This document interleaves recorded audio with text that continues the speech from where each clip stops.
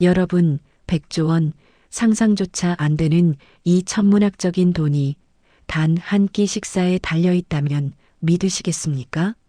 대한민국 재계 순위 5위, 한울그룹의 운명이 걸린 절체절명의 순간. 갑작스런 통증으로 쓰러진 아랍의 왕자를 살려낸 건 대한민국 최고의 명의도 최첨단 의료 장비도 아니었습니다. 그건 바로 비 오는 날 12살 배달 소년이 낡은 보온통에 담아온 투박한 누룽지 한 그릇이었습니다. 차갑기로 소문난 철의 여인, 한명자 회장. 그녀는 왜 쫓아내려 했던 이 가난한 소년 앞에서 체면도 버린 채 무릎 꿇고 오열하게 되었을까요? 가장 높은 곳에 있는 회장님과 가장 낮은 곳에 있는 소년. 누룽지 냄새보다 더 구수하고 핏줄보다 더 진한 이들의 기적 같은 이야기가 지금 펼쳐집니다. 이야기 시작 전 구독과 좋아요 한 번씩 눌러주시면 가슴 따뜻한 이야기를 만드는데 정말 큰 힘이 됩니다. 자, 그럼 제일 막 운명적인 그 만남의 현장으로 함께 가보시죠. 비가 억수같이 쏟아지는 서울 성북동의 밤입니다. 높은 담장 너머 대한민국 전통 장류의 명가 한울그룹의 저택에는 정막만이 감돌고 있습니다. 70이 넘은 나이로 기업을 일군 철의 여인 한명자 회장이 홀로 저녁상을 받았습니다. 윤기가 흐르는 쌀밥과 정갈한 반찬이 가득하지만 그녀의 숟가락은 좀처럼 움직이지 않습니다. 맞은편의 빈 의자. 10년 전 사고로 세상을 떠난 외아들과 며느리, 그리고 갓난쟁이 손자가 앉아 있어야 할 자리입니다. 넓은 식탁을 채우는 건 오직 빗소리와 노인의 한숨뿐. 한 회장은 식은 국을 한술 뜨다 말고 내려놓습니다. 수천억의 재산도 텅 빈 가슴을 채워주지는 못하는 모양입니다. 그 쓸쓸한 밤이 지나고 운명의 아침이 밝았습니다. 안녕하세요. 여러분. 제 이름은 산이 이산입니다. 올해로 12살 초등학교 5학년이에요. 지금부터 제가 들려드릴 이야기는 비가 아주 많이 오던 날 일어난 믿을 수 없는 기적에 관한 이야기입니다. 가난하고 보잘것없던 제가 어떻게 세상에서 가장 따뜻한 할머니를 만나게 되었는지 그 떨리는 기억을 꺼내보려 합니다. 그날은 아침부터 하늘에 구멍이라도 난 것처럼 비가 쏟아졌습니다. 저는 낡은 우비 모자를 눌러쓰고 양손에는 묵직한 배달 가방을 들고 있었어요. 시장통에서 야채 가게를 하시는 우리 양할머니 심부름이었죠. 할머니는 며칠 전부터 허리가 아파 꼼짝도 못하고 누워 계셨거든요. 약값이라도 벌려면 저라도 나서서 배달을 해야 했습니다. 산아, 한울그룹 본사 알지? 거기 직원 식당 뒷문으로 가면 돼. 조심해서 다녀와라. 할머니의 걱정스러운 목소리를 뒤로하고 저는 빗속을 뚫고 달렸습니다. 서울 한복판에 우뚝 솟은 한울그룹 본사 빌딩. 고개를 젖혀도 꼭대기가 보이지 않을 만큼 높은 건물이었어요. 유리문 안쪽은 번쩍번쩍 빛이 나고 양복을 입은 사람들이 바쁘게 오가고 있었습니다. 제 낡은 운동화에 묻은 흙탕물이 대리석 바닥을 더럽힐까봐 저는 현관 앞에서 발을 몇 번이나 굴러야 했습니다. 로비로 들어서자마자 차가운 에어컨 바람이 훅 끼쳐왔습니다. 그리고 묘한 긴장감이 피부에 닿았어요. 평소라면 직원 식당으로 바로 갔겠지만 그날은 분위기가 좀 달랐습니다. 로비 곳곳에 검은 정장을 입은 경호원들이 쫙 깔려 있었고 높으신 분들로 보이는 어른들이 줄을 지어 서 있었거든요. 그 중에는 텔레비전에서 본 적 있는 사람도 있었습니다. 바로 한명자 회장님의 조카이자 이 회사의 실세라고 불리는 최 상무 아저씨였습니다. 최 상무 아저씨는 잔뜩 긴장한 표정으로 직원들에게 소리치고 있었습니다. 거기 화분 위치가 왜 이래? 왕자님 동선에 걸리잖아. 당장 치워. 그리고 통역. 통역관 어디 갔어? 그 고함 소리에 직원들이 사색이 되어 뛰어다녔습니다. 저는 구석에 있는 기둥 뒤로 몸을 숨겼습니다. 혹시라도 저 같은 꼬마가 얼쩡거린다고 혼날까봐 무서웠거든요. 나중에 알게 된 사실이지만 그날은 하늘그룹의 운명이 걸린 날이었다고 합니다. 중동의 석유 재벌인 자밀 왕자가 100조 원 규모의 수출 계약을 맺으러 오는 날이었대요. 회사가 망하느냐 사느냐가 걸린 중요한 날이었으니 어른들이 저렇게 예민한 것도 당연했겠죠. 저는 숨을 죽이고 그 모습을 지켜봤습니다. 제 품에는 할머니가 아침에 챙겨주신 낡은 보온통 하나가 들어 있었습니다. 배달 물건은 아니었어요. 아침도 못 먹고 나온 제가 배고플까봐 할머니가 싸주신 도시락이었죠. 이따 배달 끝나면 어디 구석에서 먹어야지 생각하며 보온통을 꼭 끌어안았습니다. 그때였습니다. 회전문이 돌아가고 로비 밖에서 요란한 사이렌 소리가 들려왔습니다. 검은색 고급 승용차 여러 대가 줄지어 멈춰섰고 드디어 그 왕자님이 내렸습니다. 하얀 전통 의상을 입고 짙은 선글라스를 쓴 자밀 왕자. 그 뒤로 수십 명의 수행원들이 따라붙었죠. 로비에 있던 모든 직원이 허리를 90도로 숙여 인사했습니다. 어서 오십시오. 환영합니다. 우렁찬 목소리가 로비를 울렸습니다. 최 상무 아저씨가 가장 먼저 달려나가 왕자의 손을 잡으려 했습니다. 그런데 뭔가 이상했습니다. 차에서 내린 왕자의 얼굴이 백지장처럼 하얗게 질려 있었거든요. 이마에는 식은 땀이 송골송골 맺혀 있었고 걸음걸이도 비틀거렸습니다. 최 상무 아저씨도 그걸 눈치챘는지 당황한 목소리로 물었습니다. 와, 왕자님? 어디 편찮으십니까? 표정이 안 좋으신데.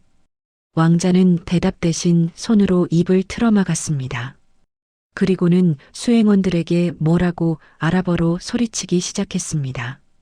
목소리가 어찌나 날카로운지 통역관 아저씨도 얼어붙어서 통역을 제대로 못하고 더듬거렸어요.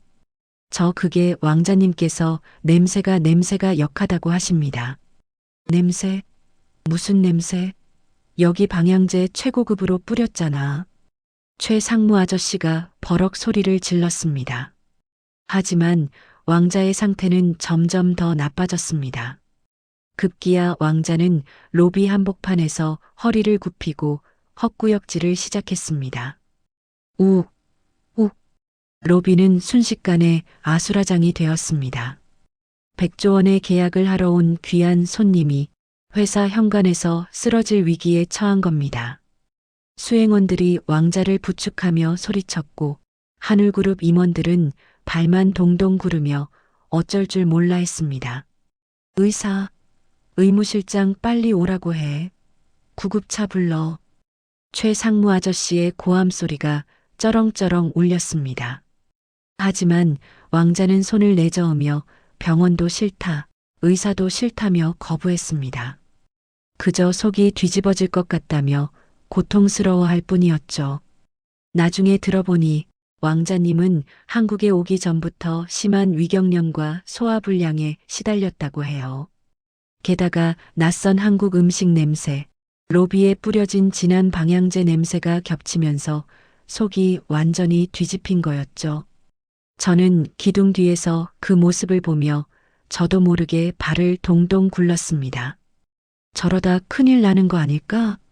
사람이 저렇게 아파 보이는데 다들 소리만 지르고 어쩔 줄을 모르네. 그때 문득 제 품에 있는 보온통이 느껴졌습니다. 우리 할머니가 늘 말씀하셨거든요. 사나 체하고 속이 꽉 막혔을 땐 양약이고 뭐고 다 필요 없다. 이게 최고야. 할머니가 아플 때마다 끓여주셨던 그것. 화려하지도 비싸지도 않지만 한 모금 마시면 꽉 막힌 명치가 쑥 내려가는 그것. 제 보온통 안에 든 건 바로 누룽지 숭늉이었습니다. 아침에 할머니가 가마솥 바닥을 긁어 푹 끓여주신 구수하고 따뜻한 숭늉이었죠. 저는 고민했습니다. 내가 나서도 될까? 감히 나 같은 어린애가 그것도 이런 냄새나는 누룽지를 들고 저 높은 분들 사이에 껴도 될까? 저기 저 무서운 최상무 아저씨한테 혼나지 않을까? 심장이 쿵쿵 뛰었습니다. 손에 땀이 흥건하게 배어 나왔습니다. 하지만 왕자님의 얼굴이 점점 더 창백해져서 이제는 파랗게 변해가고 있었습니다. 더 이상 지체하면 정말 쓰러지실 것 같았어요. 저는 저도 모르게 주먹을 꽉 쥐었습니다. 그리고 기둥 뒤에서 한 발짝 앞으로 내디뎠습니다. 저기요. 제 목소리는 생각보다 작았습니다. 사람들의 웅성거림에 묻혀 아무도 듣지 못했죠. 저는 숨을 크게 들이마시고 다시 한번 용기를 내어 소리쳤습니다. 저기요. 아저씨 배 아프신 거 아니에요? 그제야 사람들의 시선이 저에게 쏠렸습니다. 수십 개의 눈동자가 저를 향했습니다. 경멸, 의아함, 짜증 차가운 시선들이 비수처럼 날아왔습니다. 최상무 아저씨가 저를 발견하고는 인상을 팍 썼습니다. 뭐야? 웬 거짓골을 한 녀석이 여기 있어? 경비, 뭐 하는 거야? 당장 안 끌어내고. 경비원 아저씨들이 저를 잡으려고 달려왔습니다. 무서웠습니다. 도망치고 싶었습니다. 하지만 고통스러워하는 왕자님과 눈이 마주친 순간 저는 도망칠 수 없었습니다. 그 눈빛이 아플 때 제 손을 잡던 우리 할머니 눈빛이랑 너무 닮아 있었거든요. 저는 경비원 아저씨의 손을 뿌리치고 왕자님 앞으로 달려갔습니다. 그리고 떨리는 손으로 배달 가방에서 낡은 보온통을 꺼냈습니다. 아저씨 이거 드세요. 우리 할머니가 그랬어요.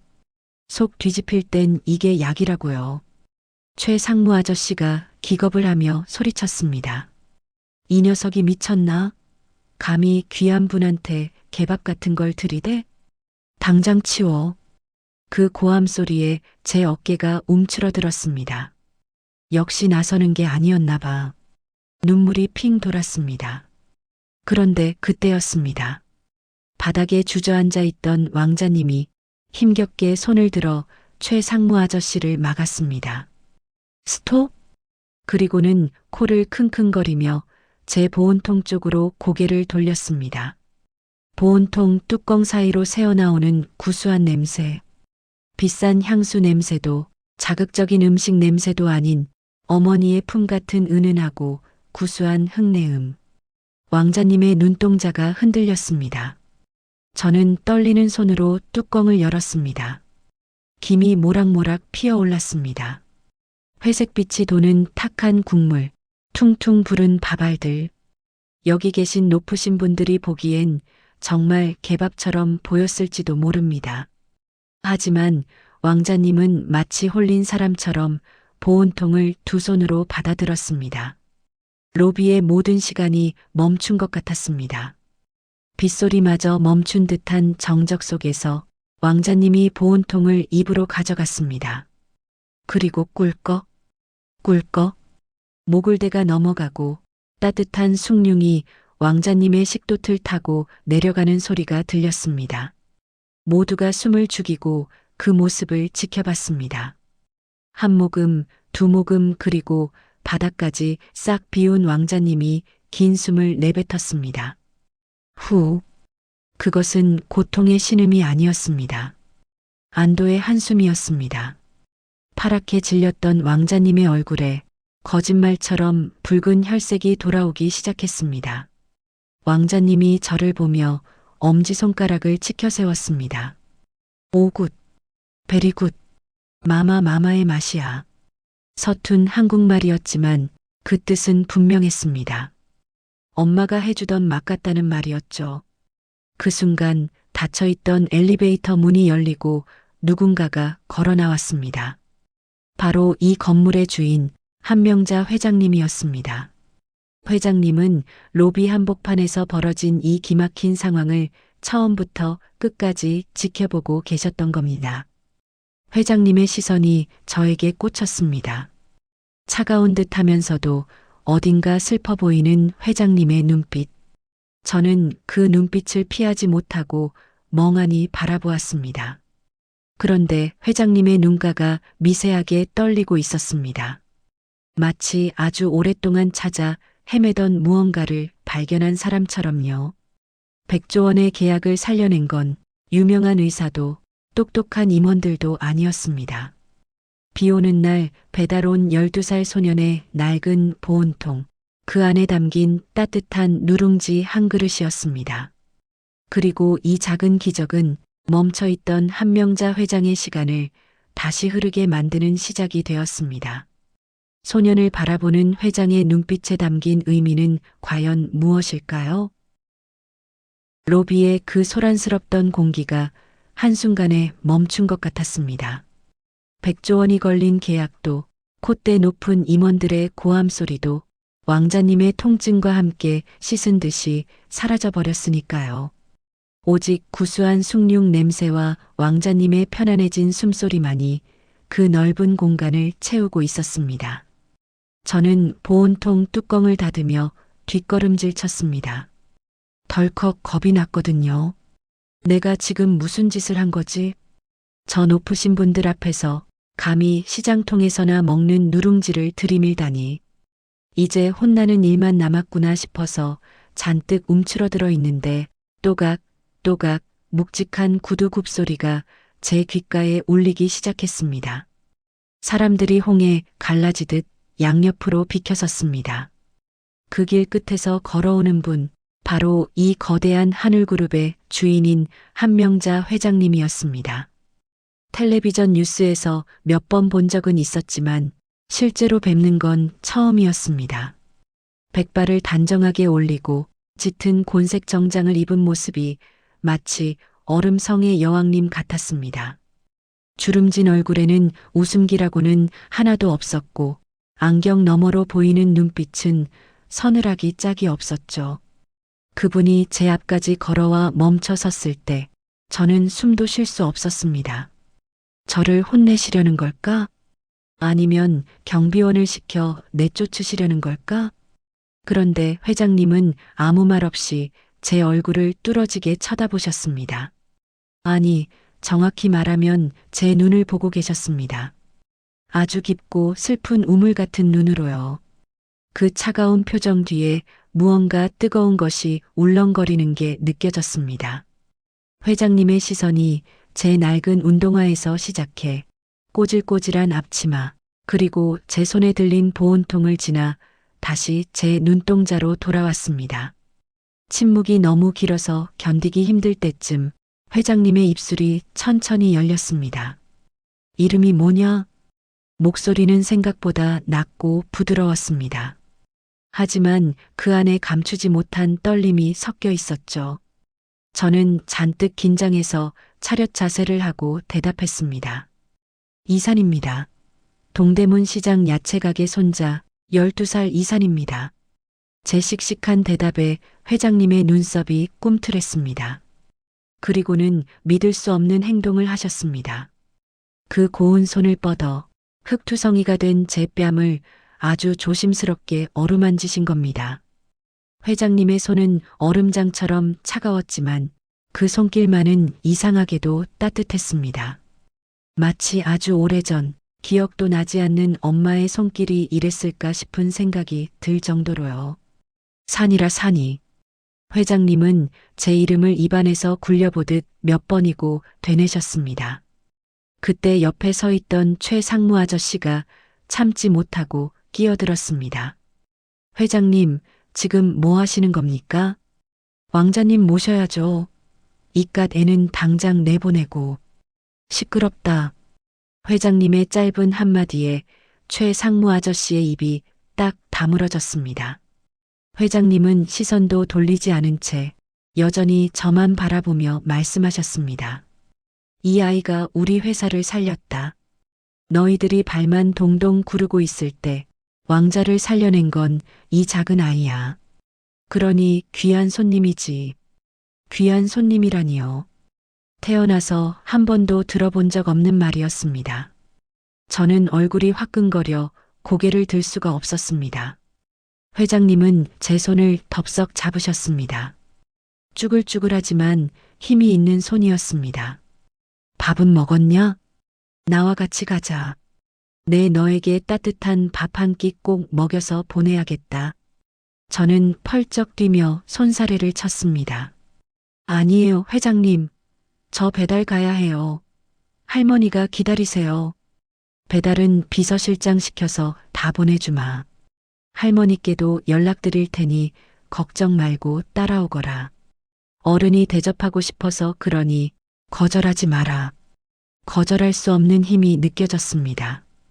그렇게 저는 얼떨결에 회장님의 검은색 세단 뒷좌석에 앉게 되었습니다. 차 안은 정말 조용하고 넓었습니다.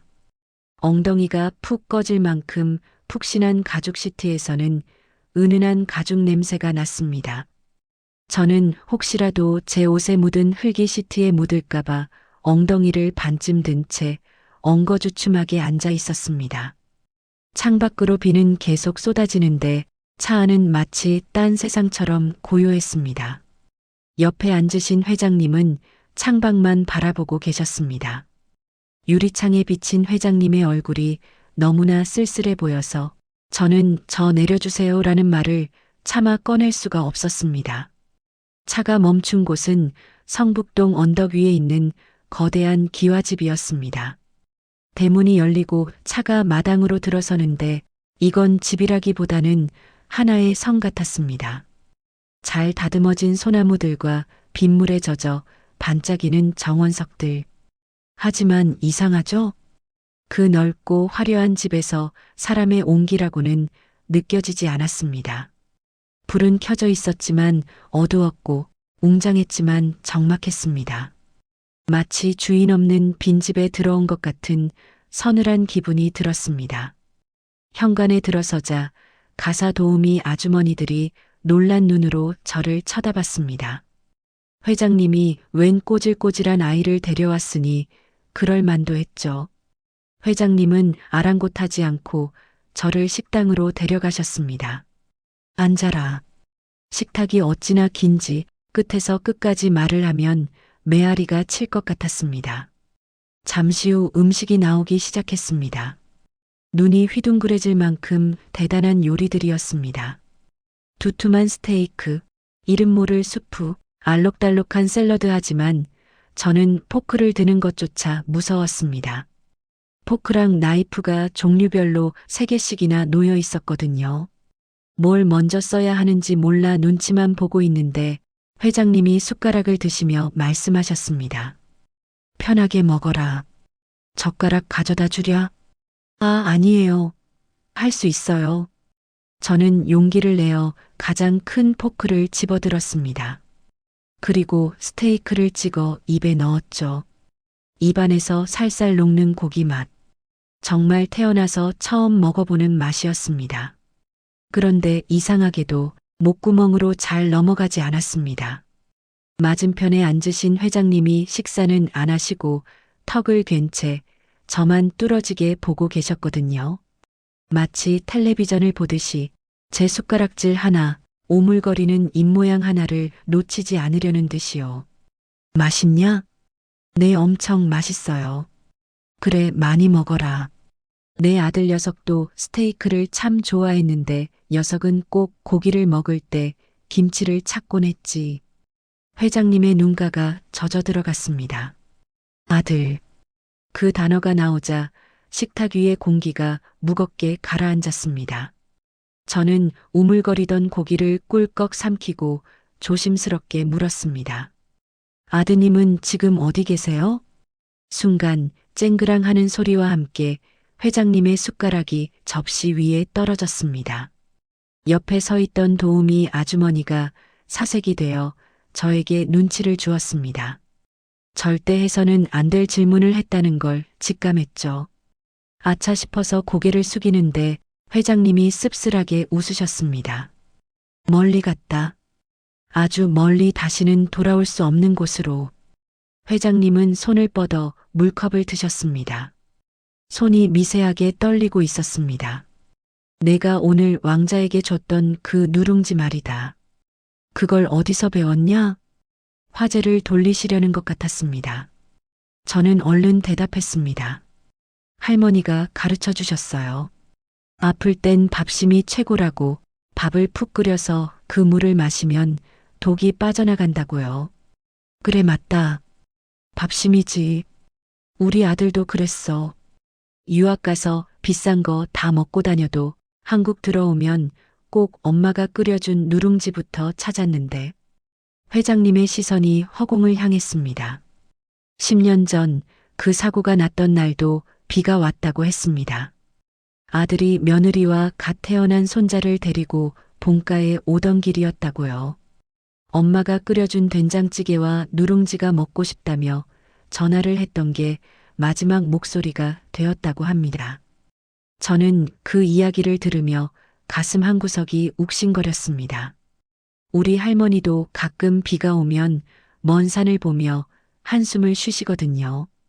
부모님 얼굴도 모르는 저를 걷어 키우시면서 할머니도 저런 슬픈 사연 하나쯤은 가슴에 묻고 사시는 걸까요? 저기 회장님. 제가 보온통을 만지작거리며 불렀습니다. 이거 아직 좀 남았는데 드실래요? 회장님이 눈을 크게 뜨셨습니다. 제가 먹던 거라 좀 그렇긴 한데 아까 왕자님 드리고 남은 게 있어요. 식긴 했지만 회장님도 오늘 식사 제대로 못 하신 것 같아서요. 저는 스테이크 접시 옆에 낡은 보온통을 내밀었습니다.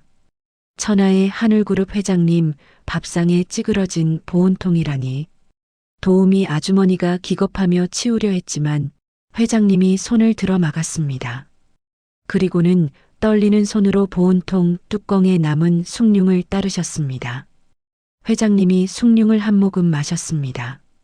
차갑게 식어버린 불어 터진 밥알들이 회장님의 목으로 넘어갔습니다. 그 순간 회장님의 굳게 담은 입술이 일그러지더니 눈에서 주르륵 눈물이 흘러내렸습니다. 소리 없는 눈물이었습니다. 그래 이 맛이구나. 내 새끼가 좋아하던 그 맛이야. 구수하고 속이 편안해지는. 회장님은 뚜껑을 비우고 또 따르셨습니다. 마치 세상에서 가장 귀한 약이라도 되는 것처럼 한 방울도 남기지 않고 다 드셨습니다.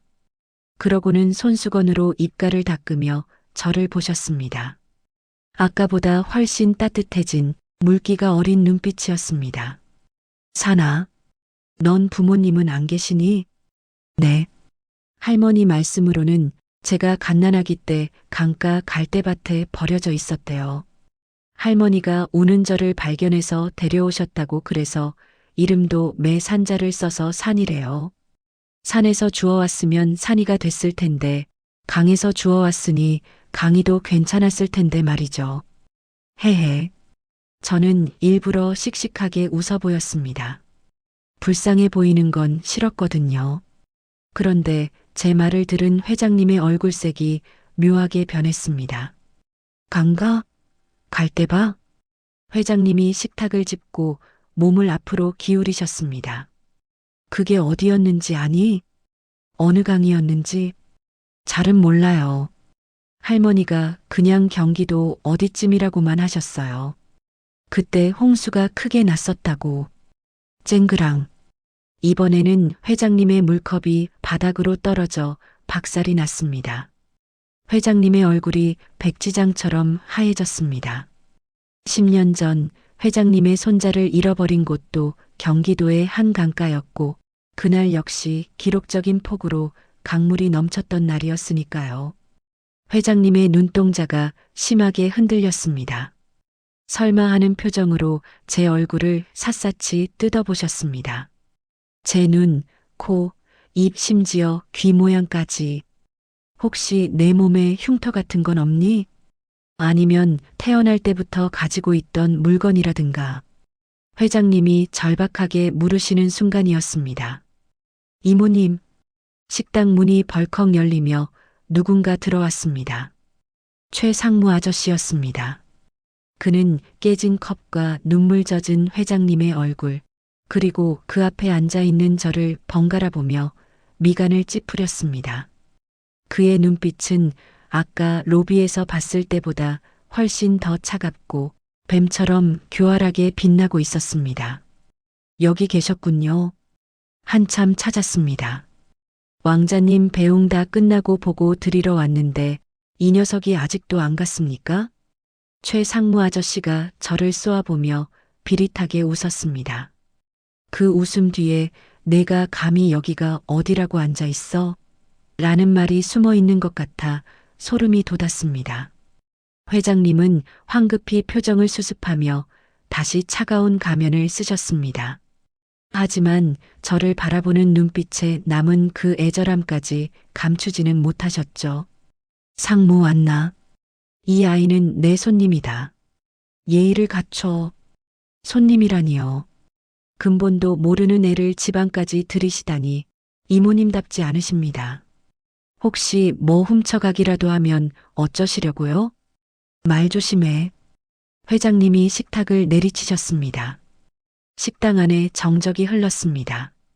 최 상무 아저씨는 움찔했지만 여전히 저를 향한 의심의 눈초리를 거두지 않았습니다. 오히려 회장님이 저를 감싸면 감쌀수록 그의 눈빛은 더 위험하게 타올랐습니다. 저는 직감했습니다. 이 아저씨가 나를 정말 싫어하는구나. 아니, 싫어하는 걸 넘어서 나를 없애버리고 싶어 하는구나. 저는 자리에서 일어났습니다. 더 이상 여기 있다가는 큰일이 날 것만 같았습니다. 회장님, 밥 잘 먹었습니다. 정말 맛있었어요. 저 이제 가볼게요. 할머니가 걱정하세요. 벌써 가려고? 조금만 더 있다 가지.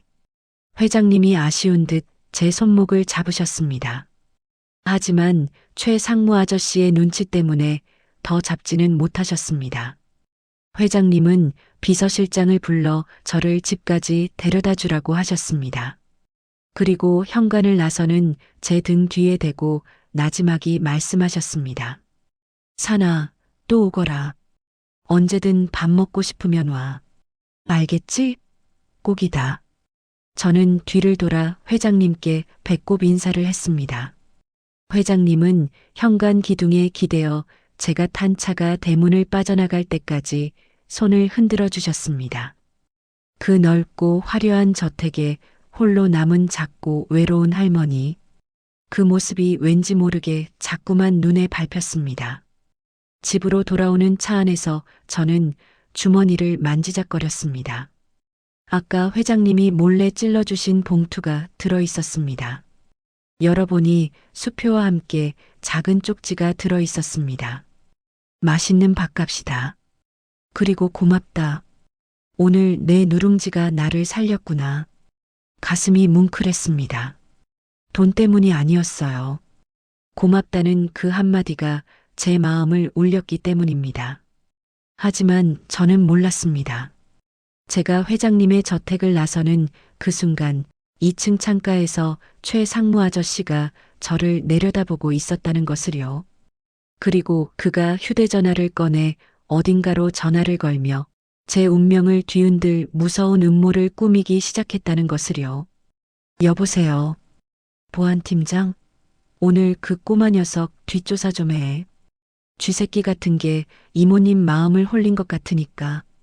그리고 내일 내가 시키는 대로 준비해. 아주 확실하게 밟아버려야겠어. 다시는 이 근처에 얼씬도 못하게. 비는 그쳤지만 제 인생에는 이제 막 거센 폭풍우가 몰려오고 있었습니다. 회장님과 나눈 따뜻한 밥 한 끼가 오히려 저를 벼랑 끝으로 내모는 시작이 될 줄은 꿈에도 모른 채 저는 할머니 드릴 고기 반찬을 싸들고 집으로 향하고 있었습니다. 여러분, 사람의 인연이라는 게 참 무섭죠?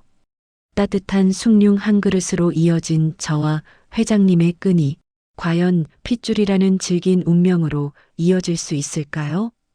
아니면 최 상무 아저씨의 검은 손에 의해 끊어지게 될까요?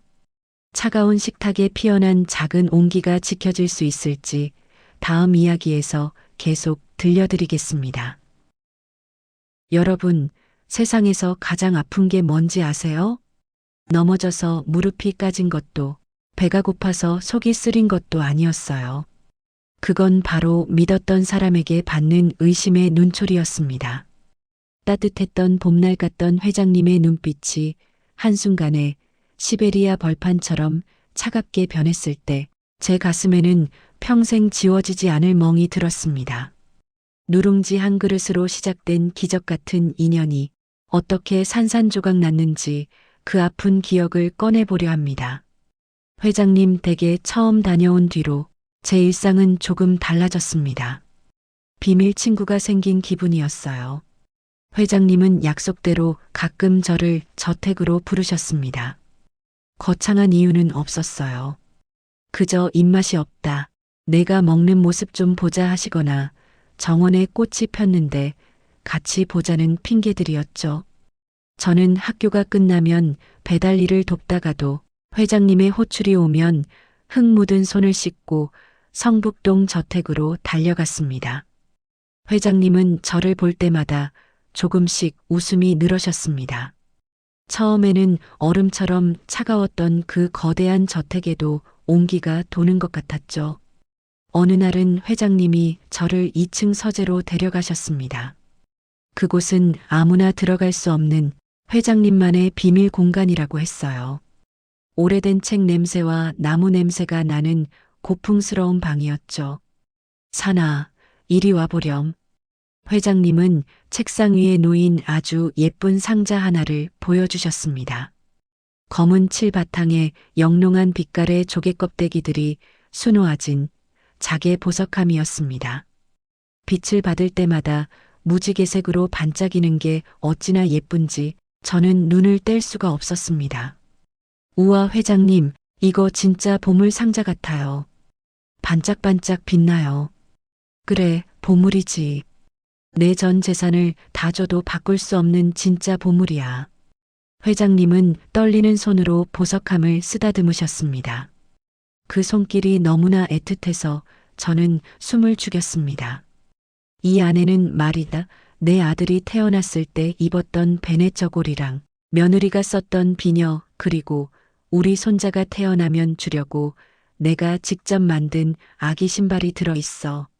10년 전에 사고가 났을 때 유일하게 건진 것들이란다. 회장님의 목소리가 젖어들었습니다. 그 보석함은 단순한 물건이 아니었습니다. 회장님이 잃어버린 가족, 그 멈춰버린 시간을 붙잡고 있는 유일한 끈이었던 겁니다. 저는 그 마음이 너무 아파서 저도 모르게 말했습니다. 회장님, 제가 지켜드릴게요. 이 보물 상자 아무도 못 가져가게 제가 씩씩하게 지켜드릴게요. 제 말에 회장님이 빵 터지며 웃으셨습니다. 하하. 그래, 든든하구나. 우리 산이가 지켜준다니 이제 걱정 없겠어. 회장님은 제 머리를 쓰다듬어 주셨습니다. 그날의 그 따뜻한 손길, 그 웃음소리 저는 그게 영원할 줄 알았습니다.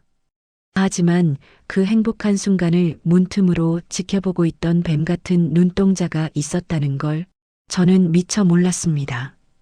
그 일이 터진 건 그로부터 며칠 뒤였습니다. 그날도 회장님의 초대를 받아 저택에 갔습니다. 그런데 분위기가 좀 이상했습니다. 평소엔 반갑게 맞아주시던 회장님이 보이지 않고 대신 최 상무 아저씨가 거실에 앉아 계셨거든요. 아저씨는 저를 보자마자 입꼬리를 비릿하게 올리며 웃었습니다. 오, 우리 꼬마 손님 오셨네. 이모님은 잠깐 급한 결제 때문에 통화 중이시니까 내 방에서 잠깐 기다릴래? 평소엔 저를 벌레 보듯 하던 아저씨가 갑자기 친절하게 구니 덜컥 겁이 났습니다. 하지만 거절할 수가 없어서 쭈뼛쭈뼛 아저씨를 따라 서재 옆에 있는 작은 응접실로 들어갔습니다. 여기서 얌전히 기다려. 이모님 금방 오실 거야. 아, 그리고 너 가방은 저기 탁자 위에 둬라. 무겁잖아. 아저씨는 제 낡은 배낭을 가리켰습니다. 학교 준비물과 배달할 때 쓰는 장갑 같은 게 들어있는 가방이었죠. 저는 별 생각 없이 가방을 내려놓고 소파에 앉았습니다. 아저씨는 주스라도 한 잔 가져오마 하며 방을 나갔습니다. 혼자 남겨진 방. 조용했습니다. 너무 조용해서 시계 초침 소리가 귓가를 때릴 정도였죠. 똑딱, 똑딱. 그런데 10분이 지나고 20분이 지나도 회장님은 오시지 않았습니다. 최 상무 아저씨도 돌아오지 않았고요. 슬슬 불안해지기 시작할 때쯤 복도 쪽에서 쿵쿵거리는 발소리와 함께 비명 같은 고함 소리가 들려왔습니다. 없어. 분명히 여기 뒀는데 없다고.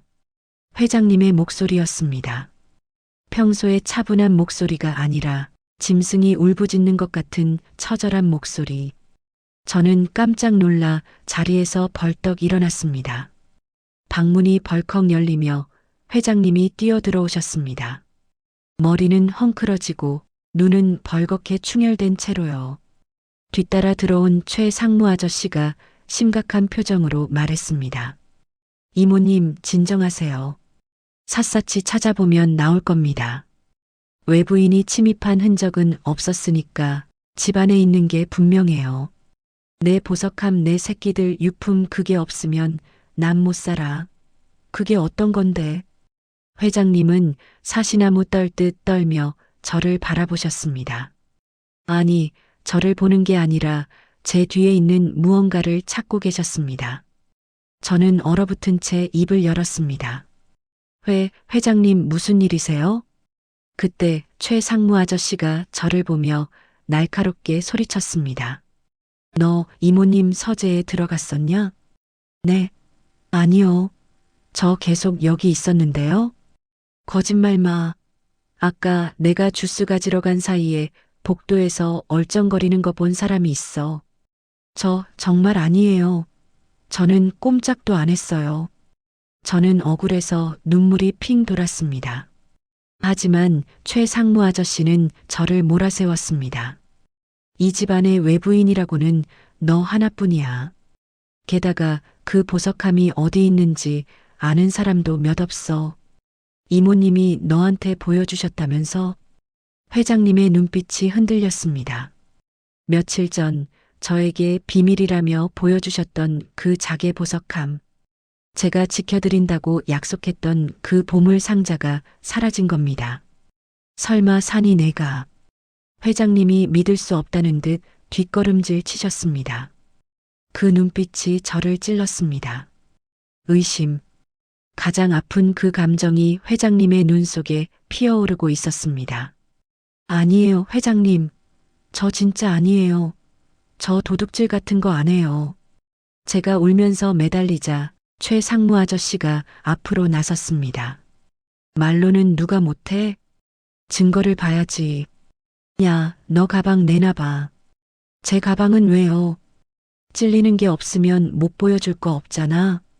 일이네. 최 상무 아저씨는 탁자 위에 있던 제 낡은 배낭을 낚아챘습니다. 그리고는 거꾸로 들어 바닥에 쏟아부었습니다. 교과서, 공책, 몽당 연필, 낡은 목장갑, 제 가난한 살림살이들이 우르르 쏟아져 나왔습니다. 그리고 쿵! 묵직한 소리와 함께 무언가 굴러나왔습니다. 검은 칠 바탕에 영롱한 조개 껍데기가 박힌 상자. 바로 회장님의 자개 보석함이었습니다. 순간 방 안에 정적이 흘렀습니다. 제 심장이 멈추는 것 같았습니다. 눈앞이 하얘지고 귀에서 삐하는 이명 소리만 들렸습니다. 저게 왜 내 가방에서 나와? 꿈일 거야. 이건 말도 안 되는 악몽이야. 이것 봐. 내가 뭘 했어? 검은 머리 짐승은 거두는 게 아니라니까. 최 상무 아저씨가 승리감에 도취된 목소리로 소리쳤습니다. 저는 바닥에 주저앉으며 고개를 저었습니다. 아니에요. 이거 제 거 아니에요. 저 정말 몰라요. 하지만 제 목소리는 너무나 작고 초라했습니다. 명백한 증거가 제 가방에서 나왔으니까요. 저는 회장님을 올려다봤습니다. 제발 저를 믿어달라고, 이건 함정이라고 눈빛으로 애원했습니다. 하지만 회장님은 고개를 돌리셨습니다. 방금 전까지 저를 손주처럼 예뻐해 주셨던 그 따뜻한 할머니는 온데간데 없었습니다. 그곳에는 배신감에 치를 떠는 차갑고 무서운 철의 여인만이 서 있었습니다. 내가 사람을 잘못 봤구나. 회장님의 목소리가 낮게 깔렸습니다. 화산이 터지기 직전에 그 끓는 소리처럼 위태로웠습니다. 사나, 나는 너를 믿었다. 내 죽은 아들처럼, 잃어버린 손자처럼, 그래서 마음을 줬어. 그런데 내가 내 심장을 도려내? 회장님, 제발요, 저 믿어주세요. 누가 넣은 거예요? 저 진짜 아니란 말이에요. 제가 기어이 회장님의 바짓단을 잡고 늘어졌지만 회장님은 매정하게 발을 빼셨습니다. 손대지 마라. 더럽다. 그 한마디가 제 가슴에 비수가 되어 꽂혔습니다. 더럽다 가난해서 냄새나는 내 옷이 더러운 게 아니라 내 마음이 더럽다는 그 말이 저를 죽이는 것 같았습니다. 최 상무 아저씨가 경호원들을 불렀습니다. 뭐해? 당장 이 도둑놈 끌어내. 경찰서에 넘겨버려. 경호원 아저씨들의 억센 손이 제 양팔을 붙잡았습니다. 저는 발버둥 쳤습니다. 여기서 쫓겨나면 영영 오해를 풀 수 없을 것 같았습니다. 무엇보다 회장님이 저를 도둑으로 기억하는 게 죽기보다 싫었습니다. 회장님, 할머니, 저 좀 봐주세요. 저 산이에요. 누룽지 산이라고요. 하지만 회장님은 끝내 뒤를 돌아보지 않으셨습니다. 그 소중한 보석함을 품에 꼭 안고 싸늘하게 돌아선 뒷모습만이 제 눈에 박힌 마지막 장면이었습니다. 저는 짐짝처럼 저택 밖으로 끌려나갔습니다. 대문 밖 차가운 아스팔트 바닥에 내동댕이 쳐졌습니다. 제 가방과 쏟아진 물건들이 제 위로 던져졌습니다. 하늘도 제 마음을 아는지 굵은 빗방울이 다시 뚝뚝 떨어지기 시작했습니다. 다시는 이 근처에 얼씬도 하지 마. 한 번만 더 눈에 띄면 그땐 콩밥 먹을 줄 알아. 철문이 쾅 하고 닫혔습니다. 굳게 닫힌 거대한 철문. 그것은 부자와 가난한 자, 믿음과 배신 사이를 가르는 넘을 수 없는 벽 같았습니다. 저는 빗물에 젖은 아스팔트 위에 웅크리고 앉아 엉엉 울었습니다. 억울해서, 분해서, 그리고 너무나 서러워서 제 가방을 챙길 힘도 없었습니다. 그냥 비를 맞으며 하염없이 울고 또 울었습니다. 할머니, 나 안 훔쳤어. 나 진짜 아니야. 빗소리에 묻혀 제 울음소리는 아무에게도 들리지 않았습니다. 하지만 저는 몰랐습니다. 이 비극이 끝이 아니라는 것을요. 저를 완전히 짓밟으려는 최 상무 아저씨의 악랄한 계획은 이제 겨우 시작이었다는 것을 말이죠. 차가운 빗물보다 더 시린 시련이 저와 우리 가족을 기다리고 있었습니다. 여러분, 믿음이 깨지는 소리를 들어본 적 있으신가요? 그건 유리잔이 깨지는 소리보다 훨씬 날카롭고 천둥 소리보다 더 무겁게 가슴을 내리칩니다. 도둑 누명을 쓰고 쫓겨난 저 산이에게 남은 건 이제 절망뿐인 걸까요? 아니요. 저는 포기하지 않을 겁니다. 진실은 언젠가 밝혀진다고 우리 할머니가 그랬으니까요. 하지만 그 진실을 밝히기 위해 치러야 할 대가가 제 모든 것을 걸어야 할 만큼 가혹할 줄은 그때는 미처 몰랐습니다. 여러분, 옛말에 불행은 절대 혼자 오지 않는다는 말이 있죠. 그 말이 그토록 잔인하게 느껴졌던 밤은 없었습니다. 도둑 누명을 쓰고 저택에서 쫓겨난 그날 밤, 저에게 닥친 시련은 단순히 마음의 상처로 끝나지 않았습니다. 제 모든 것을 송두리째 태워버릴 거대한 불길이 기다리고 있었으니까요. 가장 뜨거운 불길 속에서 비로소 드러난 차가운 진실. 그 숨막히는 밤의 이야기를 들려드리겠습니다. 저택에서 쫓겨나 터덜터덜 집으로 돌아왔을 때 우리 달동네 판잣집은 칠흑 같은 어둠 속에 잠겨 있었습니다. 비는 그쳤지만 하늘엔 먹구름이 가득했죠. 할머니는 아픈 허리를 부여잡고 주무시고 계셨습니다. 저는 할머니가 깨실까봐 소리 죽여 울며 젖은 옷을 갈아입었습니다. 도둑으로 몰렸다는 사실을 알면 할머니가 얼마나 가슴 아파하실까요? 차마 말씀드릴 수가 없어서 저는 퉁퉁 부은 눈을 찬물로 씻어내고 할머니 옆에 누웠습니다. 산이 왔냐? 배고프지 않니? 잠결에 물으시는 할머니의 목소리에 저는 이불을 머리끝까지 뒤집어 썼습니다.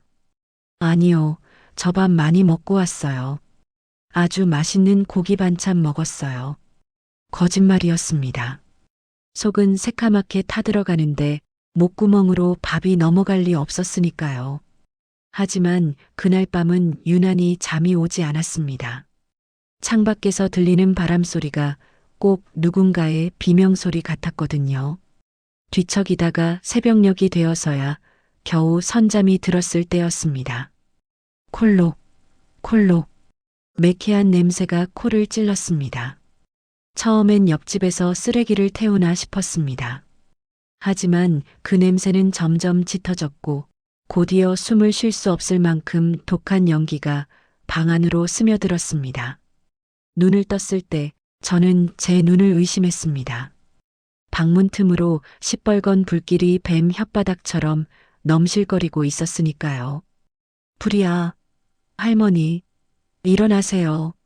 불났어요. 저는 다급하게 할머니를 흔들어 깨웠습니다. 할머니는 놀라서 일어났지만 연기를 너무 많이 마셔 비틀거리셨습니다. 이미 현관문 쪽은 불길에 휩싸여 나갈 수가 없었습니다. 오래된 판잣집은 기름을 부은 듯 순식간에 타올랐습니다. 나무 기둥이 우지끈 부러지고 천장에서 불똥이 비처럼 쏟아졌습니다. 사나 아이고, 사나 어떡하냐. 할머니가 공포에 질려 주저앉으셨습니다.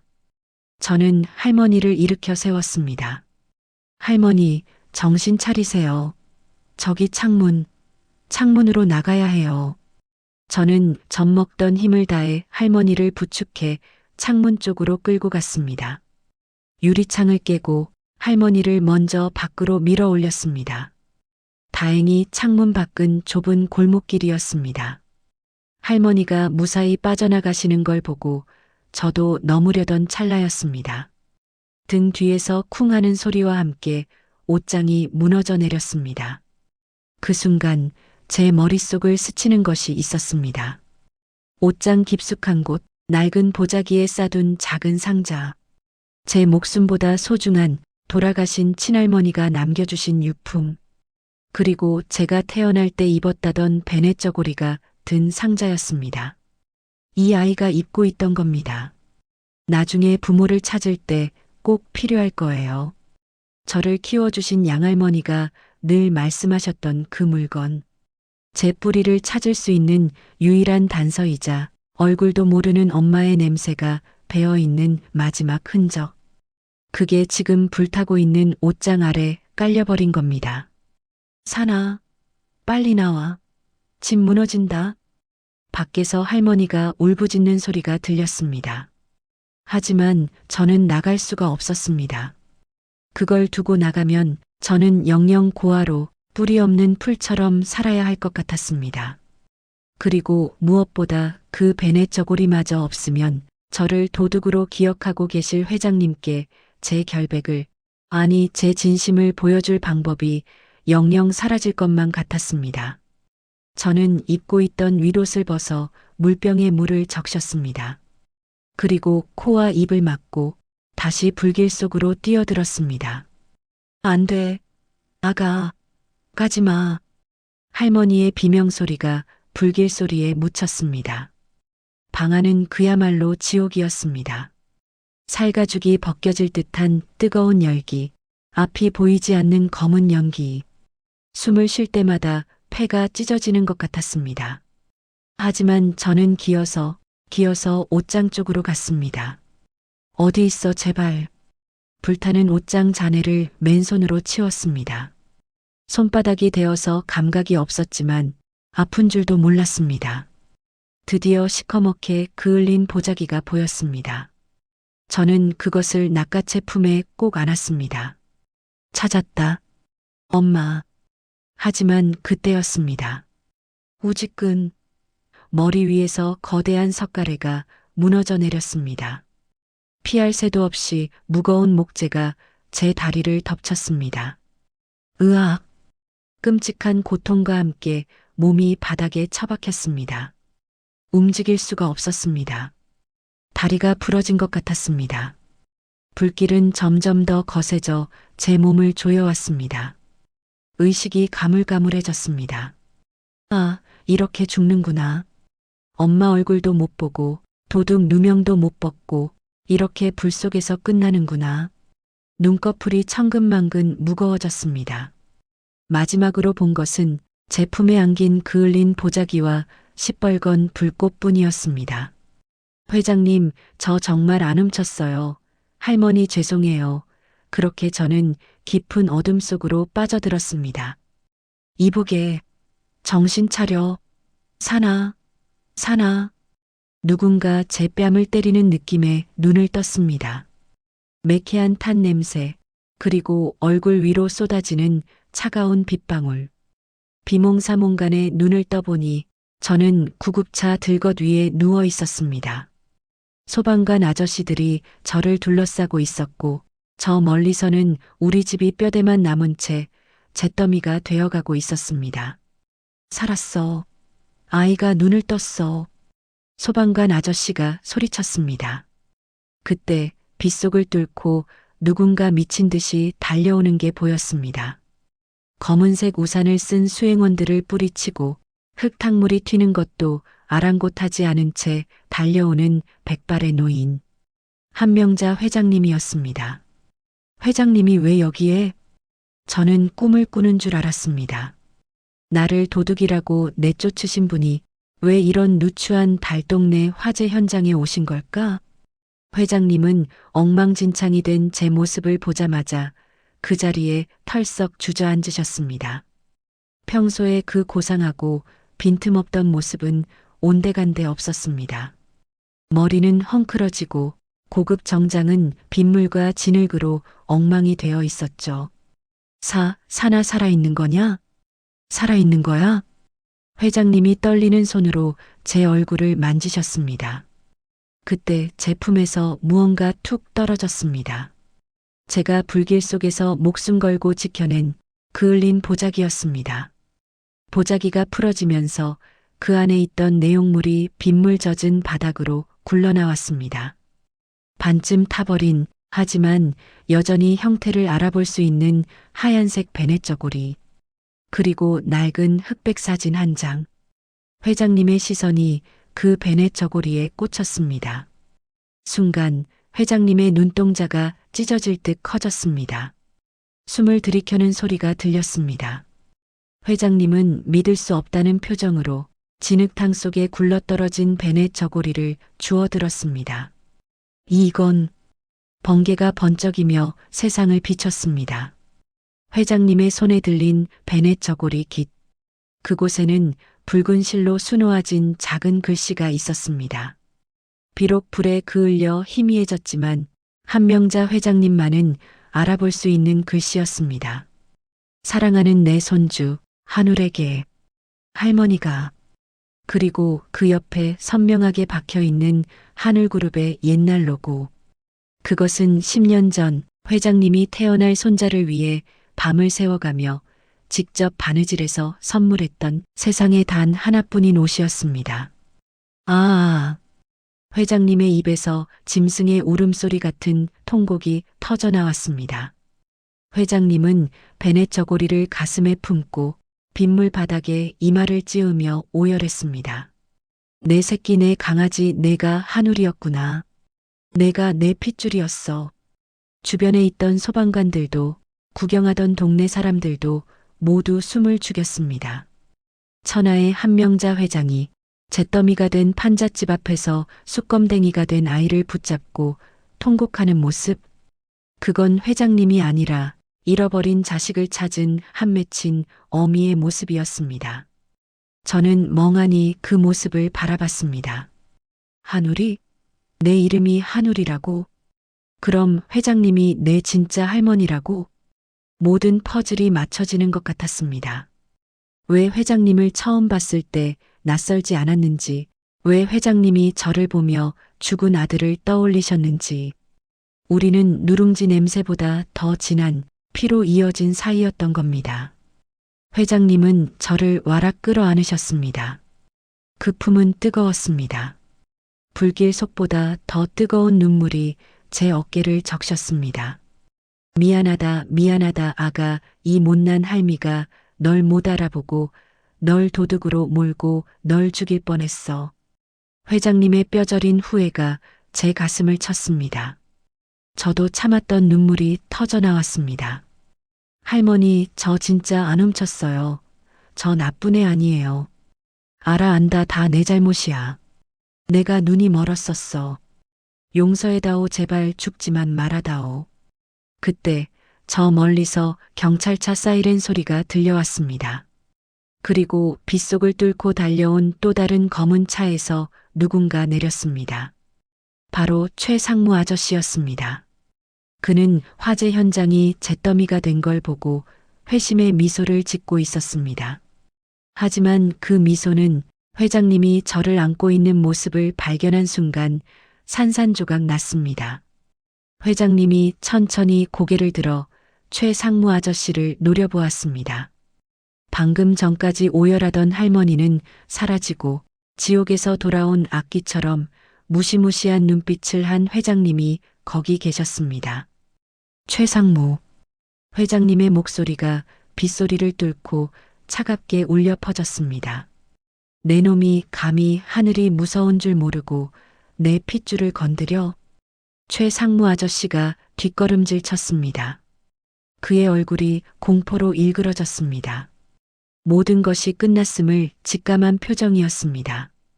여러분, 불은 모든 것을 태워 없애지만 때로는 그 잿더미 속에서 진실을 드러내기도 합니다. 최상무 아저씨가 저를 없애기 위해 지른 그 불이 역설적이게도 제가 회장님의 손자라는 가장 확실한 증거를 찾아준 셈이 되었으니까요.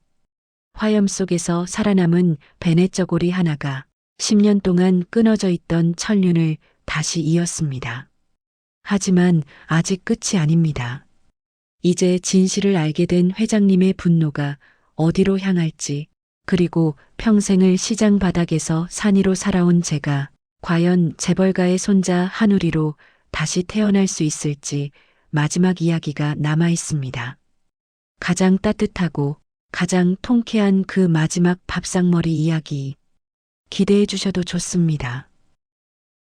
여러분, 권선징악이라는 말 믿으시나요? 착한 사람은 복을 받고 나쁜 사람은 벌을 받는다는 그 옛날 이야기 같은 말이요. 현실은 다르다고들 하지만 그날 밤 잿더미가 된 우리 집 앞에서는 그 말이 진짜라는 걸 제 두 눈으로 똑똑히 보았습니다. 비바람이 몰아치는 화재 현장, 회장님의 서슬 퍼런 호통에 최상무 아저씨는 넋이 나간 사람처럼 서 있었습니다. 그 당당하던 어깨는 축 처졌고 뱀처럼 교활하던 눈동자는 공포로 떨리고 있었죠. 회장님은 저를 품에 안은 채 수행원들에게 아주 낮고 무거운 목소리로 지시하셨습니다. 당장 경찰서장에게 연락해. 그리고 내 변호인단 전부 소집해라. 내 핏줄을 해치려 하고 방아를 사주한 죄 하나도 빠짐없이 물을 것이다. 내 모든 걸 걸고 저놈을 사회에서 매장시킬 거야. 그때 최상무 아저씨가 털썩 무릎을 꿇었습니다. 회장님 바지가랑이를 잡고 애원하기 시작했죠. 이모님, 제가 잠시 미쳤었나 봅니다. 한 번만 용서해 주세요. 다 회사를 위해서 혹시라도 저놈이 사기꾼일까봐 걱정돼서 그런 겁니다. 비굴했습니다. 정말 비참할 정도로 비굴했어요. 하지만 회장님은 차가운 눈으로 그를 내려다보셨습니다. 회사를 위해서? 아니, 내 욕심을 위해서겠지.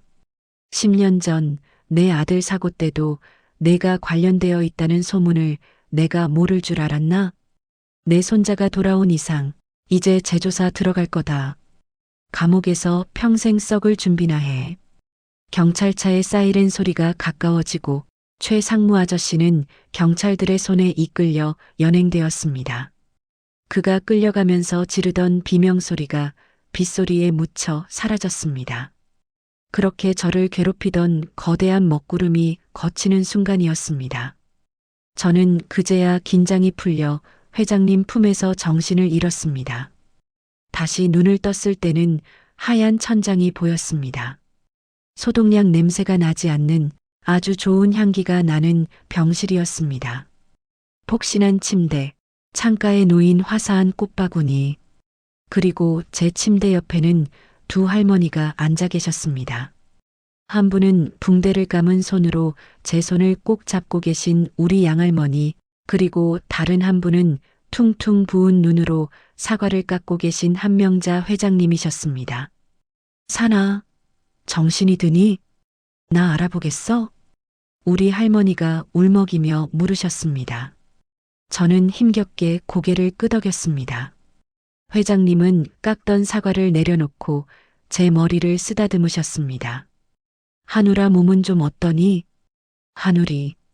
제 진짜 이름. 그 이름을 듣는데 가슴이 찌릿했습니다.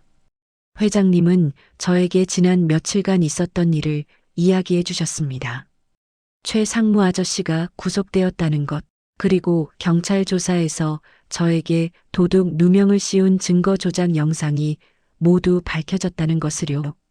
세상은 발칵 뒤집혔다고 합니다.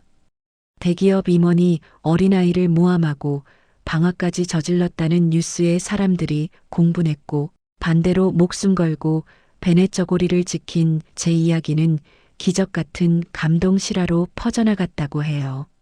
하지만 저에게 중요한 건 뉴스가 아니었습니다. 바로 눈앞에 계신 두 할머니였죠. 어색한 침묵이 흐르던 그때 한명자 회장님이 자리에서 일어나셨습니다. 그리고 믿을 수 없는 행동을 하셨습니다. 평생 굽혀본 적 없을 것 같은 그 꼿꼿한 허리를 굽혀 우리 양할머니 앞에 무릎을 꿇으신 겁니다. 제게 오이그룹의 회장님이 시장통 야채 장수 할머니 앞에 무릎을 꿇다니요. 어이구, 회장님, 왜 이러십니까? 일어나세요. 우리 할머니가 깜짝 놀라 말리셨지만 회장님은 바닥에 이마를 대고 흐느끼셨습니다. 감사합니다. 정말 감사합니다. 10년 전 강물에 떠내려가 죽을 뻔한 제 핏줄을 거두어 주셔서, 이렇게 훌륭하고 착한 아이로 키워주셔서 정말 감사합니다. 은혜를 어떻게 갚아야 할지 모르겠습니다. 아이고, 아닙니다.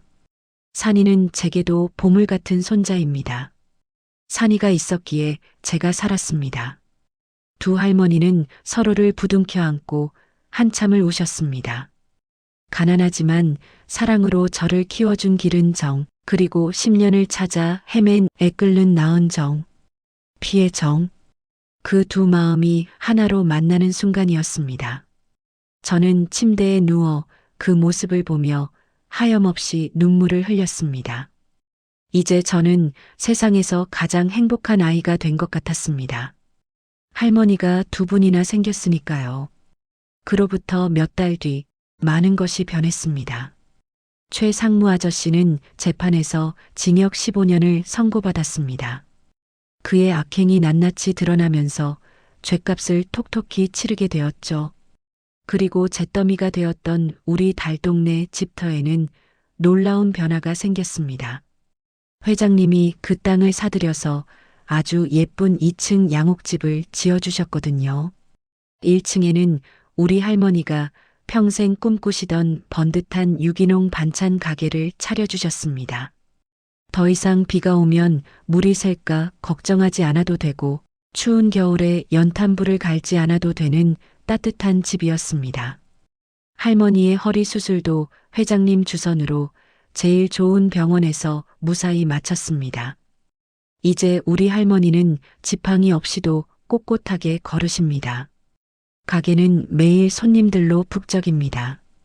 재벌 회장님도 감동한 누룽지 끓이는 할머니네라고 소문이 나서 멀리서도 손님들이 찾아오거든요. 저는 어떻게 되었냐고요? 저는 이산이라는 이름과 한한울이라는 이름을 둘 다 쓰기로 했습니다. 평일에는 학교에 다니고 주말이면 성북동 저택으로 가서 회장님께 경영 수업이 아니라 인생 수업을 받습니다. 그리고 일요일 저녁이면 꼭 세 사람이 함께 모여 저녁을 먹습니다. 어느 맑은 일요일 저녁, 다시 성북동 저택 식탁입니다. 그 차갑고 쓸쓸했던 식탁은 이제 없습니다. 대신 웃음소리가 끊이지 않는 따뜻한 식탁이 되었죠. 오늘의 메뉴는 스테이크도 랍스터도 아닙니다. 커다란 가마솥에 푹 끓인 누룽지 숭늉과 우리 양할머니표 묵은지 지짐입니다. 할머니, 맛있으세요? 제가 묻자 회장님이 누룽지 국물을 후루룩 드시고는 활짝 웃으십니다. 주름진 얼굴에 소녀 같은 홍조가 피어오릅니다. 맛있고 말고. 세상 천지 산해진미를 다 먹어봐도 우리 손자가 끓여준 이 누룽지만 한 게 없다. 속이 아주 뜨끈하게 풀리는 게 10년 묵은 체증이 다 내려가는 것 같구나. 회장님, 이것도 좀 드셔보세요. 제가 담근 갓김치인데 맛이 아주 잘 들었어요. 양할머니가 갓김치를 쭉 찢어 회장님 밥숟가락 위에 올려주십니다. 회장님은 입을 크게 벌려 받아드십니다. 아이고, 우리 한우리 할머니 솜씨는 정말 국보급입니다. 백화점 식품관에 입점하자니까 왜 자꾸 거절하세요? 에이, 저는 그냥 동네 사람들한테 퍼주는 게 좋아요. 백화점은 무슨. 두 분이 도란도란 이야기를 나누시는 모습을 보며 저는 밥그릇을 싹싹 비웠습니다. 빈 의자만 덩그러니 놓여있던 춥고 외로운 식탁이 이제는 사랑하는 가족들로 꽉 찼습니다. 창밖에는 다시 비가 내리고 있습니다. 하지만 이제 빗소리가 처량하게 들리지 않습니다. 오히려 우리 가족의 오손도손한 이야기 소리에 장단을 맞추는 노래처럼 들립니다. 여러분, 저는 12살 어린아이지만 이번 일을 겪으며 배운 게 하나 있습니다. 세상을 구하는 건 거창한 영웅이 아니라는 것을요. 차가운 배탈을 낫게 한 건 비싼 약이 아니라 투박한 누룽지 한 그릇이었고, 얼어붙은 마음을 녹인 건 수천억의 돈이 아니라 진심 어린 믿음이었다는 것을요. 혹시 지금 인생의 겨울을 지나고 계신 분이 있나요? 억울하고 외롭고 세상이 나만 미워하는 것 같아 추우신가요? 그렇다면 오늘 저녁엔 따뜻한 밥 한 끼, 푹 끓인 누룽지 한 그릇 드셔보세요. 그 따뜻한 온기가 여러분의 엄mam을 녹이고 언젠가 반드시 찾아올 봄날의 기적을 예비해 줄지도 모르니까요. 저 산이 아니 한우리가 여러분의 따뜻한 식탁을 응원하겠습니다. 텅 빈 식탁에서 홀로 밥을 먹던 회장에게 잃어버린 줄 알았던 손자가 기적처럼 돌아왔습니다. 회장은 자신의 실수를 인정하고 무릎 꿇어 사죄했고 그 진심은 닫힌 마음의 문을 열었습니다. 사람의 가치는 지위나 재산이 아니라 잘못을 인정하는 태도와 사람을 귀하게 여기는 마음에서 나온다는 것. 그리고 피는 물보다 진하지만 사랑으로 맺어진 인연 또한 그만큼 깊고 단단하다는 것을 이 가족이 보여주었습니다. 차가웠던 식탁에 다시 피어난 구수한 누룽지 꽃향기. 그 향기가 청취자 여러분의 댁내에도 그윽하게 퍼지길 바라봅니다. 오늘 사랑하는 사람과 따뜻한 눈 맞춤, 따뜻한 밥 한 끼 나누셨나요? 빈자리는 언젠가 채워집니다. 포기하지 않고 서로를 기다려준다면 말이죠. 지금까지 인생사 4박자, 차가운 식탁에 핀 누룽지 꽃이었습니다. 들어주셔서 감사합니다.